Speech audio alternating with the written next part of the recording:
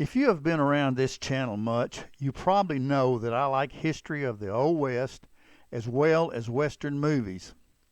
I wish they made more Western movies, but I guess Hollywood has decided that the Western genre just doesn't suit them anymore.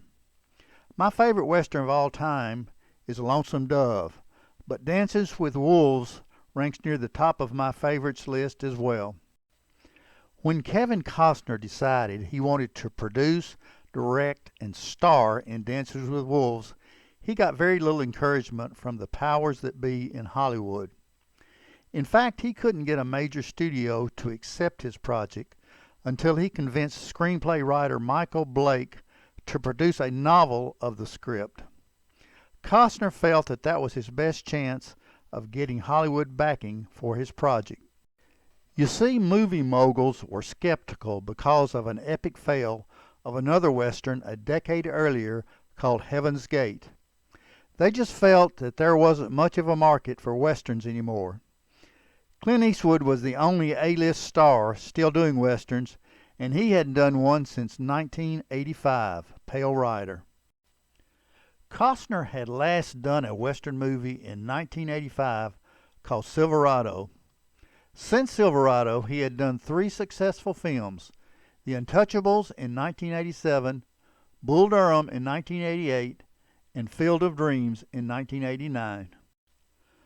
To help get Dances with Wolves off the ground, he enlisted the help of producer Jack Eberts to manage foreign rights in several countries, and eventually made a deal with Orion Pictures to distribute the film in the United States.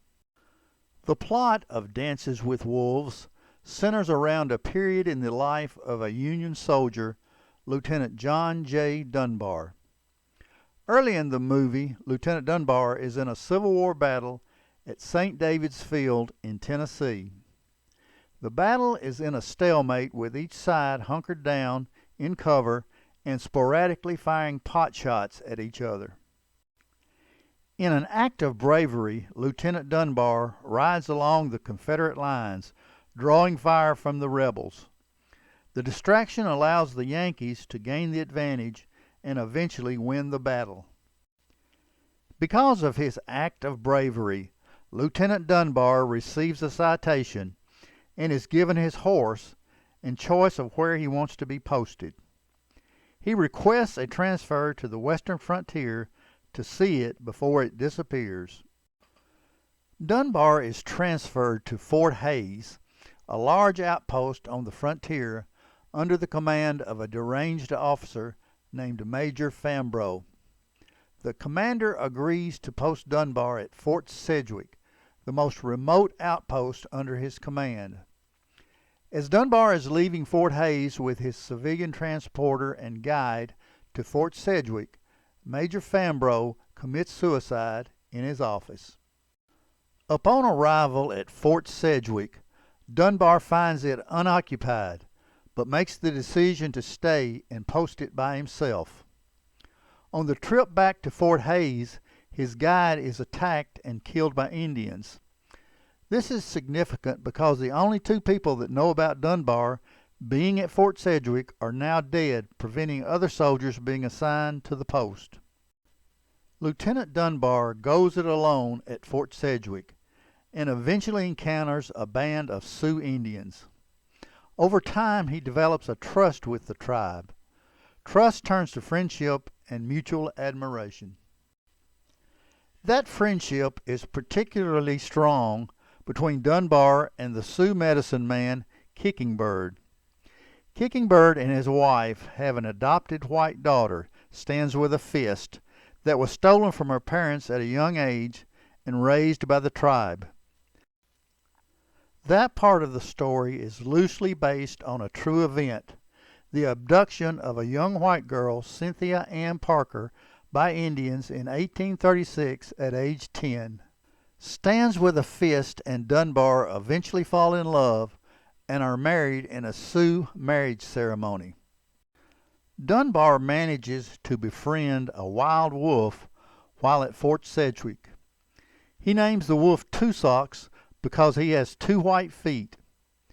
He gets his Indian name Dances with Wolves when Sioux warriors observe him chasing Tusoks on the prairie.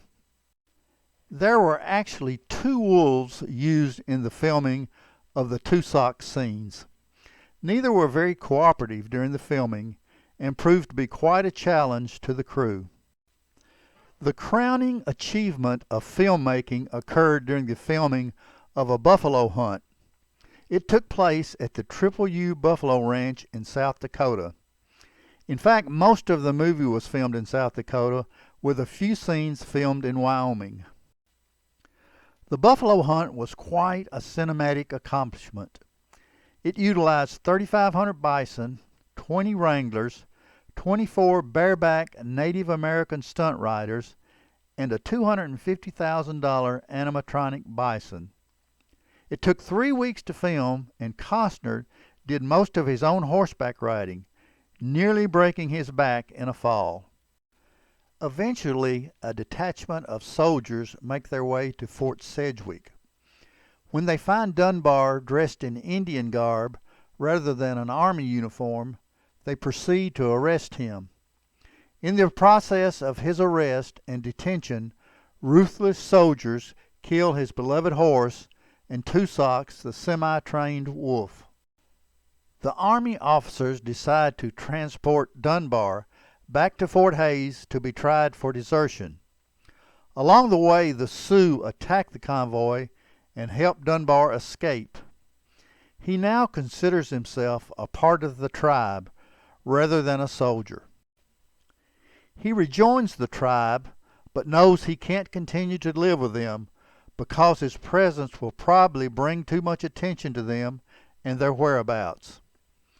In the ending scenes, Dunbar and Stands with a Fist depart the tribe, but not before poignant scenes with members of the tribe he has become close to. Dances with Wolves was filmed from July to November 1989 and released to theaters in October 1990.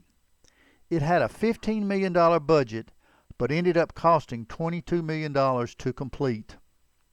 The money problems for the movie led Hollywood insiders to refer to it as Kevin's Gate, a reference to the epic fail of a Western a decade earlier, Heaven's Gate.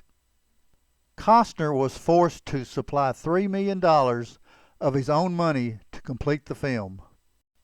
For several reasons, including its 3-hour length, the Western genre, and its use of subtitles in 1/3 of its scenes, Dances with Wolves opened to low expectations. However, from the get-go, it proved to be very popular at the box office and eventually earned critical acclaim as well. It earned $424 million worldwide. In addition to the large amount of money Dances with Wolves made at the box office, it earned many accolades, to include Academy Award for Best Picture, the first Western to do so since Cimarron in 1931. It also won Oscars for 6 other categories, to include Best Music, Directing, Writing, Cinematography, Editing, and Sound Mixing. It was also nominated for 5 other Academy Awards and won the Golden Globe Award for Best Motion Picture. It won many other awards, too numerous to list. Costner's payoff was big for his efforts with Dances with Wolves. He made approximately $40 million.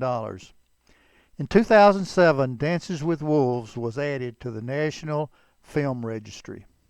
Suffice it to say that Dances with Wolves was a film that was significant in every measurable metric. Being a big fan of Western movies, it ranks as one of my favorites ever. If you enjoyed this video, give a thumbs up, make a comment, and most importantly, subscribe to the channel. As always, thanks for watching.